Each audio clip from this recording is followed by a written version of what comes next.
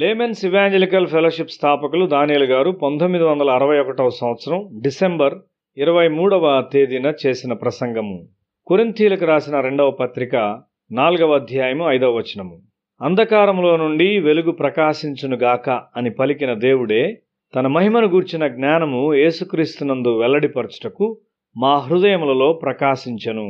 ప్రభువైన యేసు పుట్టినప్పుడు దేవుని వెలుగు ప్రకాశించింది. ప్రభువు ఎదిగి పరిచర్య చేయుచుండగా అనేకులు వెలుగులోనికి వచ్చారు.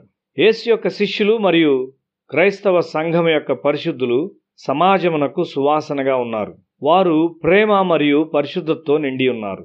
నేటి సమాజంలో కూడా పరిశుద్ధత కొరకు ప్రయాసపడే యవ్వనులు ఒక తీయని సువాసనగా ఉన్నారు. రక్షకుని తిరస్కరించు ప్రజలు ఇశ్రాయేల్లో ఉన్నారని చదువుట విచారకరము. యెషయా గ్రంథము 65వ అధ్యాయము 12వ వచనము. నేను పిలువగా మీరు ఉత్తరమియ్యలేదు, నేను మాట్లాడగా మీరు ఆలకింపక నా దృష్టికి చెడ్డదైన దాన్ని చేస్తిరి, నాకిష్టము కాని దాని కోరితిరి. నేను ఖడ్గమును మీకు అదృష్టముగా నియమించుదును, మీరందరూ వధకు లోనగుదురు. కొన్ని కుటుంబాలు సంఘము కొరకు ఏదైనా ప్రయోజనకరమైన దాన్ని చేయలేకపోతున్నారు. తల్లిదండ్రులు తమ యవ్వనంలో దేవునికి సంతోషం కలిగించని విషయాలను ఎంచుకున్నారు. తల్లిదండ్రుల అవిధేయత వలన వారి పిల్లల్లో పరిశుద్ధాత్మ పనిచేయుటను ఆటంకపరచును. ఆ విధమైన కుటుంబముల నుండి గొప్పది ఏదీ రాదు. యెషయా గ్రంథము 66వ అధ్యాయము 4వ వచనము. నేను పిలిచినప్పుడు ఉత్తరమిచ్చు వాడొకడును లేకపోయెను, నేను మాట్లాడినప్పుడు వినువాడొకడును లేకపోయెను. నా దృష్టికి చెడ్డదైన దాన్ని చేసిరి, నాకిష్టము కాని దాన్ని కోరుకొనిరి. కావున నేనును వారిని మోసములో ముంచుదును, వారు భయపడు వాటిని వారి మీదికి రప్పించెదను. ఆత్మీయముగా ఉన్నతమైన వాటిని చేరుటకు నీచమైన పాపములు మాత్రమే ఆటంకముగా వచ్చునని మనము ఆలోచించవచ్చు.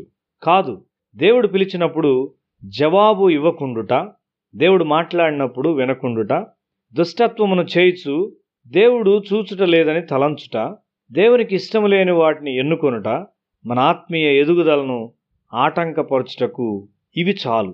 మన ప్రభువు నామములైన ఆశ్చర్యకరుడు, ఆలోచనకర్త, బలవంతుడైన దేవుడు, నిత్యుడగు తండ్రి మరియు సమాధానాధిపతి అని ఎరుగుట ఎంత అద్భుతము. నీ హృదయం మీద దేవుని వెలుగు ప్రకాశించుటకు అనుమతించినట్లయితే సాతాను ద్వారా, ఆచారముల ద్వారా నాటబడిన ప్రతి చెడ్డ తలంపును అది నాశనము చేయును. మన ప్రభు యొక్క నామం మీద లోతుగా ధ్యానించుము. కొరింథీయులకు రాసిన 2వ పత్రిక 4వ అధ్యాయం 5వ వచనము.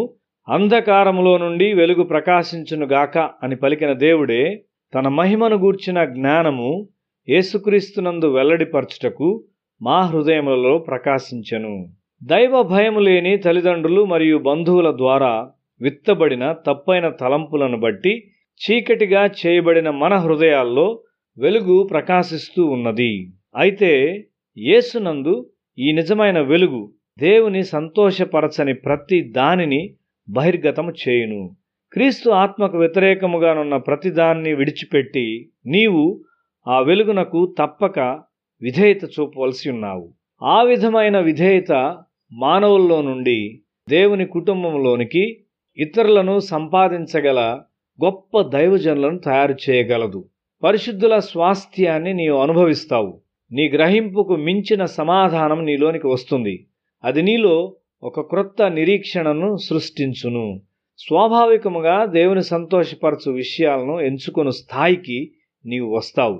దేవునికి చెందని విషయాలు నీలోనికి వచ్చి శాశ్వతముగా నిన్ను దేవుని కొరకు ప్రయోజకునిగా ఉండుటకు ఆటంకపరచు వాటిని దేవుని యొక్క నిజమైన వెలుగు బహిర్గతము చేయును.